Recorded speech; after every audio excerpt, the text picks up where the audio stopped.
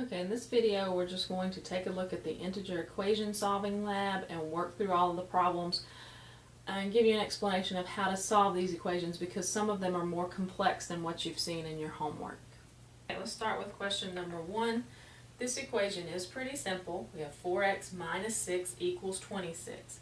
We think about our equal sign dividing our equation into two sides. If we look at the left side, we can't combine like terms. There's nothing that's like there. We've got a variable term and a constant term. On the right side, we simply have one number, so we know we can't simplify that.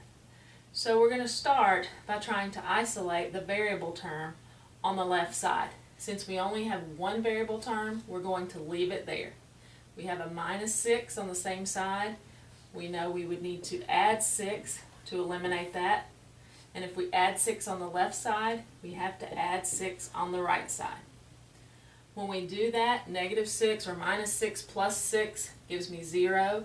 I could write 4x plus 0, but I know that's just 4x. So I really don't have to write that plus 0. On the other side, 26 plus 6 gives me 32. So now I know that 4 times x equals 32. I want 1x, so I need to divide by 4. If I divide the left side by 4, I have to divide the right side by 4. Then my solution is x equals 8. Okay, on problem 2, you see we've added a couple terms here. If we look at the left side of our equation, we do have two variable terms. We can combine like terms.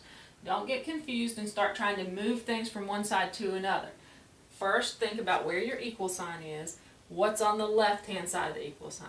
I've got 6x plus 3x. That just gives me 9x. I've got a plus 7.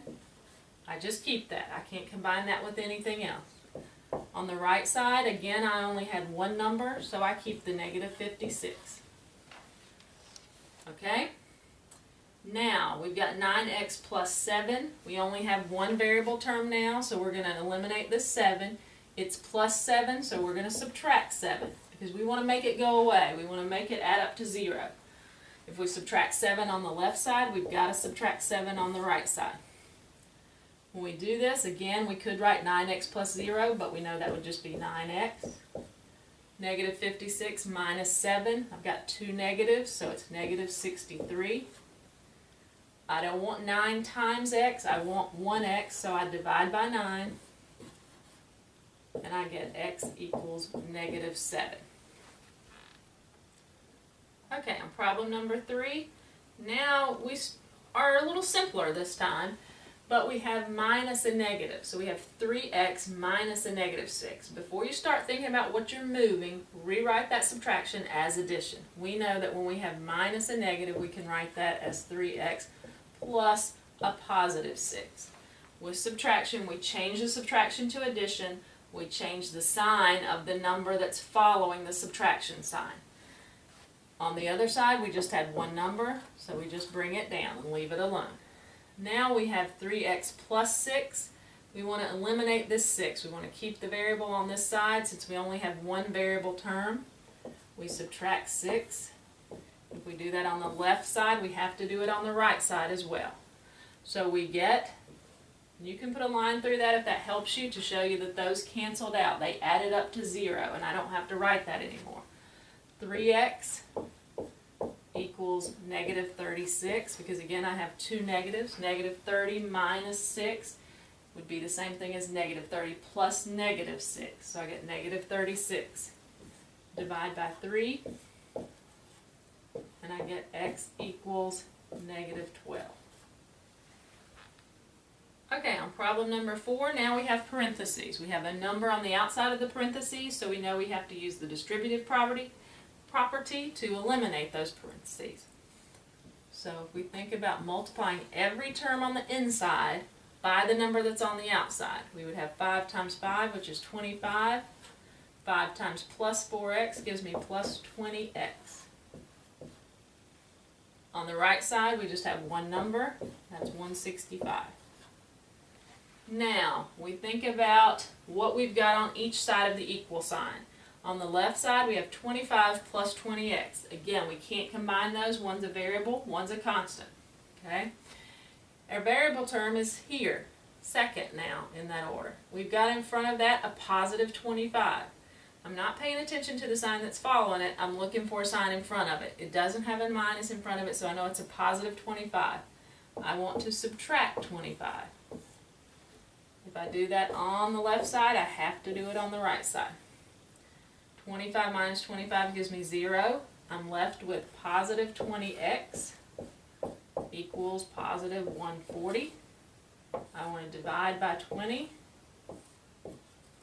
because that's my coefficient of my x. Remember, that means 20 times x, so I divide by 20 to make that 1x, and 140 divided by 20 gives me 7. So x equals positive 7. Okay, on number 5, this is the first time we've had variables on both sides of the equation and constants on both sides of the equation. So we want to look at that and say, okay, is there anything we can simplify on the left side? We find our equal sign, we look to the left of it. No, we have one variable term, one constant term. We look to the right of the equal sign. No, we can't simplify that in any way because we have one variable term, one constant term.